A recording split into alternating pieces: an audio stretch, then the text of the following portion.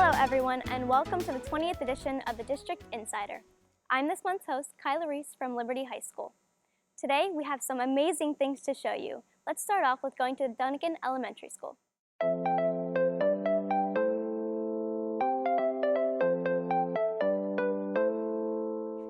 Our Dunnigan students are leaders from the time they walk in this building, as young as pre-K all the way through 5th grade.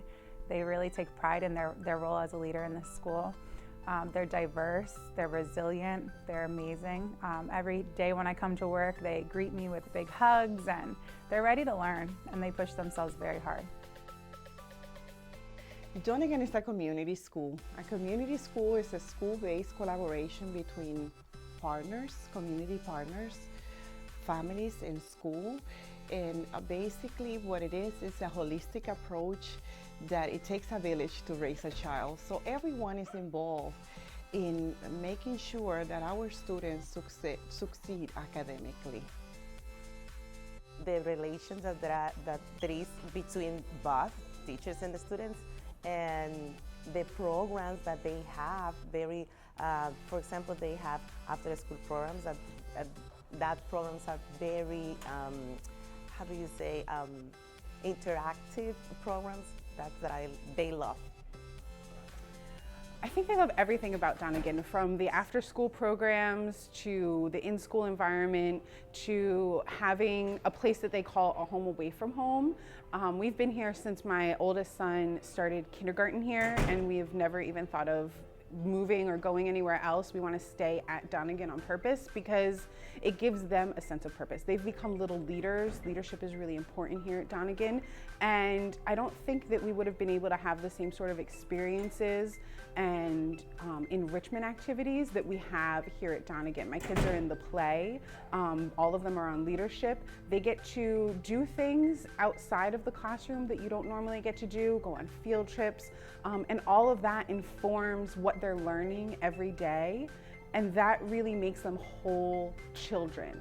To be able to hit the arts, sciences, all of that together, what this school brings to my children is immeasurable. Dunnigan Elementary is a community school where students are empowered to reach their greatest potential as learners and as leaders. We connect every student with a caring adult here at Dunnigan. We have the best kids, families, teachers, and community supports in the south side of Bethlehem. We hope to see you soon.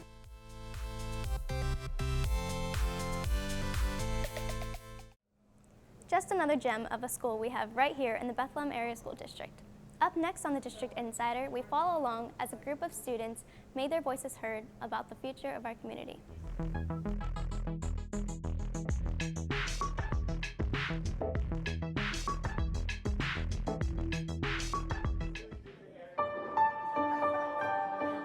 So I was approached last year by the Touchstone Theater, and it was to have our students perhaps explore an issue that is affecting us as a community in Bethlehem, write a paper that would then be submitted to perhaps the newspapers and also to city officials, and then from there actually participate in a town hall meeting. The kids got to pick their topic on sustainability and how it affects our environment here in Bethlehem. And it was a lot of fun to watch the kids research outside of the normal history classroom and things that were relevant to them and our community, and tie it into the past and bring it into the present. And every one of the kids wrote an op-ed paper, which is an editorial type paper, a call to action, and they are now being presented to each of the city officials. So the project's a sustainability project, and I like it because one of Dr. Silva's favorite phrases is to teach dangerously, and that's exactly what this is. It allows the students to take ownership of their own learning. They're focusing on at home what's happening in the Lehigh Valley, and they were able to take ownership and try and make change. And it's different than just a regular assignment. You know, it's much deeper, and it's really a life lesson. Well, one of the biggest challenges was that students had to learn to write for a different rhetorical situation. Most of writing assignments in high school, either in social studies class or English class, require detailed explanations and elaboration. In an op-ed piece, students had to write in a very concise manner, and they also had to write for a different audience. It was no longer their teacher, no longer their classmates, but it was the larger community of Bethlehem. So they had to reach out to stakeholders, and they had to argue their points to stakeholders who would be concerned and would listen to their concerns. So that was just challenging, because at first we tell them never use first person in their writing. Here they were able to be personal, use personal experience, use personal pronouns. So we undo a few things just to let them know that for this particular audience and purpose and assignment, this was appropriate. The reaction to the students has been amazing, because we were a little nervous, to be honest, to roll it out with 9th grade, even though they're honors, because it's asking a lot, and it's asking them to get out of their comfort zone a little bit. What do you feel about alternative? I mean, I feel like we really need to, we have a growing use of fossil fuels in our energy systems, and it's only getting bigger. I really enjoyed the structuring of this project. It was very different than a lot of the other projects I do. I found we had more freedom to do as we needed to do and get an opinion out there, which really matters to me. I picked green space preservation because I have a strong agricultural background. I've always been loving of nature and protecting all that. And so it was very near and dear to me, so I found it was a very good topic to pursue. My topic was mental health in Lehigh Valley. I picked it because I guess I'm really interested in how people's lives are affected by it and how it affects more than just someone personally and how it affects the community as a whole. I found out that there's a lot of factors that go into mental health, like housing, employment, and those sorts of things, and there's things that we need to fix in the community. So a dinosaur falls sooner or later, shakes the earth and leaves a crater. A town could fall in. Well, the whole Unbound Festival is about the future of Bethlehem and how can we envision what we want to see Bethlehem in the future. And who more important than the young people to talk to about that? So this is an opportunity to bring young people from all the different high schools in Bethlehem together and give them a voice to talk to the community leaders that make decisions now to hear, so that they can hear what these young people are looking at and what they're thinking about for their own future. Well, first of all, these kids are incredibly passionate. They get it. They understand the threat that exists and the challenges that are out there. Yet they somehow seem to maintain an optimism, which is so wonderful because some of us are losing that, But so just listening to them come up with some of their ideas. Some of them are just crazy, not crazy, too big for Bethlehem. But some of them we can do right here in Bethlehem, banning plastic bags and things like that. That's great. Educating our own community on energy conservation. Showing people how to use a carbon calculator so that they understand their own impact. Those are great things we could do locally, and all those are ideas that came from these kids this morning. Watching kids become active citizens, realize they have a voice, taking it out of where they just learn in the classroom and then it's done, and instead open it up to your learning and what you're doing actually can make an impact on the community, and that you as a citizen have a voice, I think is something that we should do a lot more. And I've been very proud of what they have been producing. Plant organic fields, now the bones of steel, they still are there. Fossilized in the Lehigh air, but time is short and it hurries. Next up on the District Insider, you don't have to love football to get caught up in Rivalry Week. Here's a quick video summing up the fun afternoon.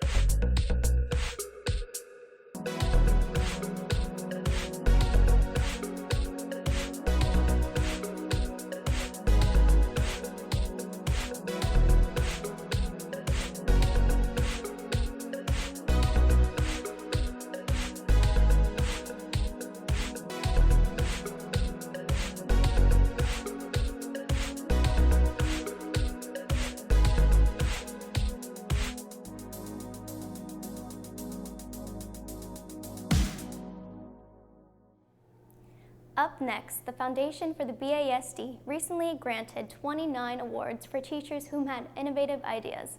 The cameras caught up with the fun.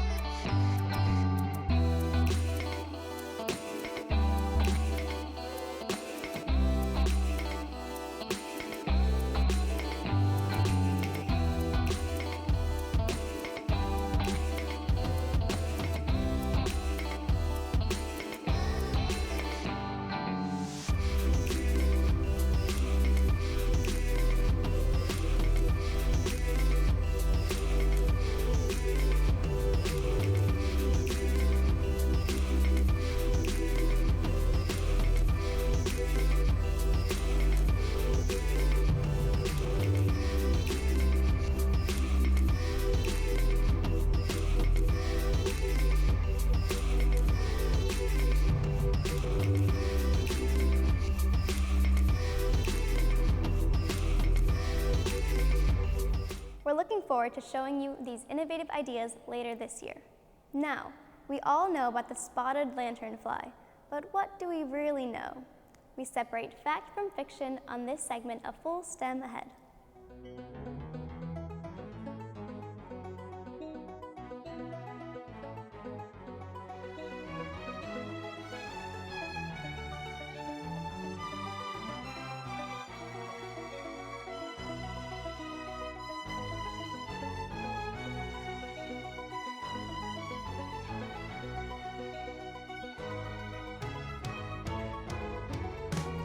Hi, welcome to another edition of Full STEM Ahead. My name is Bob Andrucci. I'm a science teacher at Liberty High School.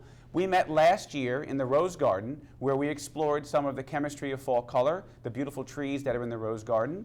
Well, today we're here to talk about another environmental topic. This is the spotted lanternfly, a beautiful looking pest, but a lot of negative press in the news today. What's very interesting is that Penn State, right, our local university, is really at the forefront of the research for this spotted lanternfly. And I have with me today Dr. Neil Hendrickson. He's from the Bartlett Tree Expert Research Laboratory in North Carolina, and he has worked closely with these Penn State researchers. So, Dr. Hendrickson, they're beautiful, but how'd they get here? Well, they first were found in 2014 in Berks County on a load of landscape stone as egg masses. They're very difficult to see as egg masses. It's putty colored and they blended in with the rocks. And then once they were here and those insects emerged in the spring, they spread through what is now the 14 counties of quarantine. And how did they spread? They're one of their best descriptions is as hitchhikers. They're incredibly effective hitchhikers at all life stages, from the time they're hatched to the time they're adults. They stick like Velcro to even shiny waxed car surfaces. So if anyone parks a car at this time of year where they're laying eggs and drives it somewhere else, they'll go where that car went. That's why the quarantine, which is also 6 counties in New Jersey, the lanternfly has been found just the other day in Connecticut. It's in New Jersey. It's in Long Island, New York. It's well established in Virginia, Maryland, Delaware. So it's jumped all the quarantines because people are moving it. Cars, trains, produce, lumber, you name it. So Dr. Neal, speaking of how it got here, thanks for sharing that. Now we have them here. Here they are. We're hearing so much in the news about how these things are killing trees and we should be dealing with them. But I don't think anyone has a great method of what we're doing out there. So what is research telling us to deal with the spotted lanternfly? Well, early on, Penn State and Bartlett worked closely together to try to see what they were doing and what we might do about it. The good news is, except for people who have vineyards, grapes, and hops, they're mostly just disgusting. When they're around a house, well, they're inefficient feeders, and when they suck sap out of a tree, they excrete a lot of it. That's a great point, because I hear people say that when they're standing under a tree full of lanternflies, it's almost raining. And is that raining their excrement? Yes, it's raining a sugary syrup. And because they extract it, they concentrate it, and they extract so much of it, it does sound like rain, it feels like rain, but it's sticky. It's called honeydew, and that pretty well describes it. Awesome. All right, so look, this guy's trying to get out. We're going to probably get a chance to use these in some of our classes. We can examine them. You were going to tell us about males versus females and how they spread. Do these guys fly? Do they hop? Do they run? How are they getting around? Okay, good point, good question. Although they're called lanternflies, they're plant hoppers. So what they do is they have very, very strong ability to hop. And they have this need to climb trees because the way they hop is to get to the top of a tree, catch a breeze, and they can hop for 30 feet, sometimes a lot more. I've seen them catch a breeze and go a lot farther. So what can homeowners do? I've seen sticky bands, and I'll just jump in as a birder. A lot of times those sticky bands trap birds, and a lot of people are concerned about that. And what I'm hearing in the things I read is that it's a multifaceted approach. You can't just do one thing. How would you recommend homeowners kind of deal with spotted lanternfly? Well, in the first case, when they're very young, what are called nymphs, they're very pretty, they're black and white, black with white dots. They'll feed on anything. So if you try to treat one plant, they'll probably be on a different one in a few days. So by the time you come back, you'll have to treat something else. But remember, for a homeowner with plants around their house, it's mostly just disgusting because of the honeydew, which becomes slippery. It also does biological damage in that as honeydew coats other plants, it turns those leaves black, keeps them from photosynthesizing, number one. Number two, if it gets on toys, patio surfaces, steps, it becomes extremely slippery, and it attracts almost every type of stinging insect that loves the honeydew, and that's with the material called black sooty mold that colonizes the sugary substance. Right, I've seen that too. So if this honeydew is around a deck or a play set, that can be attractive to yellow jackets and other stinging insects, for sure. So where are these guys or ladies spending the winter? Are they dying, or what's happening with them? Yeah, once they lay eggs, which is approximately September through December, depending on temperature, then the egg masses get covered, and if you look at them on a tree, you'll look very carefully and scrape them, you'll see the eggs are laid in long rows, about 50 or 60 at a time. Then these adults die, and the adults will, and the nymphs will start to emerge about June. From the eggs? From the eggs that these lay at this time of year. And then you'll see what are called 4 instars. 3 are small and black with white dots. The last one's very pretty because it's bright red before it becomes an adult. So these in April will not look like this. They're going to come out as this nymph you're saying. They are, and children then will. These start to show up around July. This sort of the adult look. Yep. Excellent. Well, Dr. Henderson, thank you very much for joining us today on Full STEM Ahead. We learned a lot, and we're hopefully going to take these back and have some of our students look at them. My pleasure. Thank you for having me, and thank your audience for being so attentive here.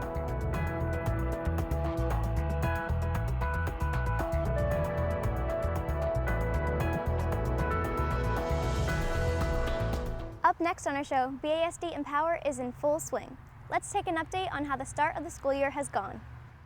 Hello, my name is Jack Silva. I am the Assistant Superintendent and Chief Academic Officer of the Bethlehem Area School District. And the purpose of my talk today is to give us an update on our BASD Empower program.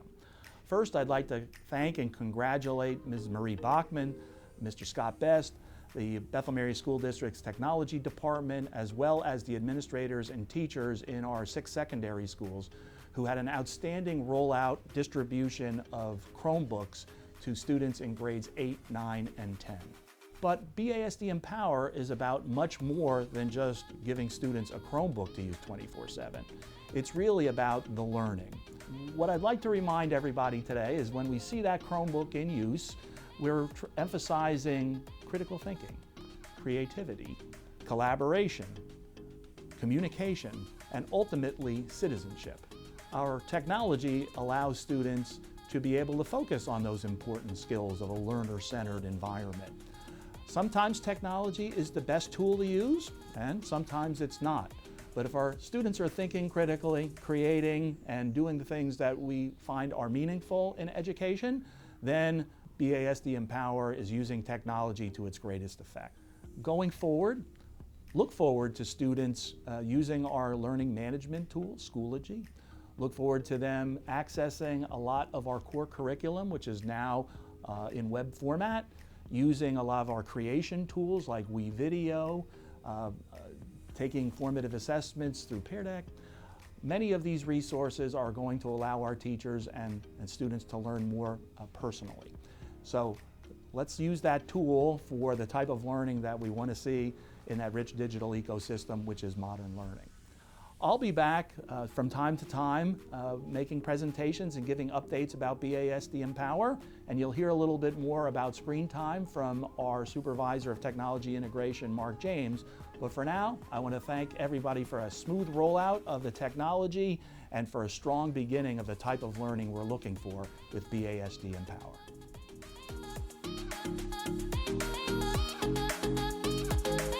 As the show winds down, let's take a look at some student-created work from right here in the BASD.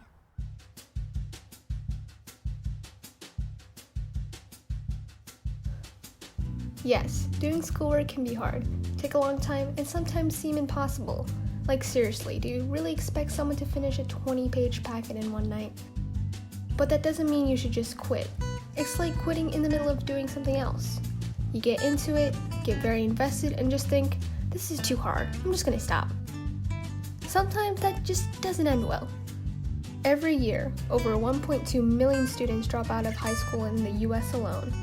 That's a lot of people who had made the same poor decision to discontinue their education. Most successful people need a good education to get where they were. We need people to beat cancer. We need people to reimagine artificial intelligence.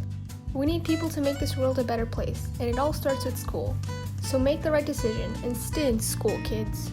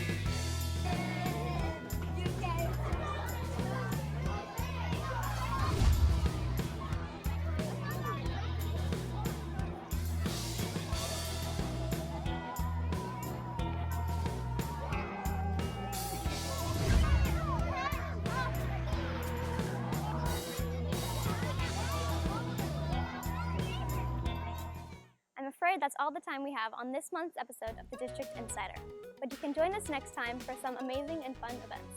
I'm Kyla Reese from Liberty High School. Thanks for watching.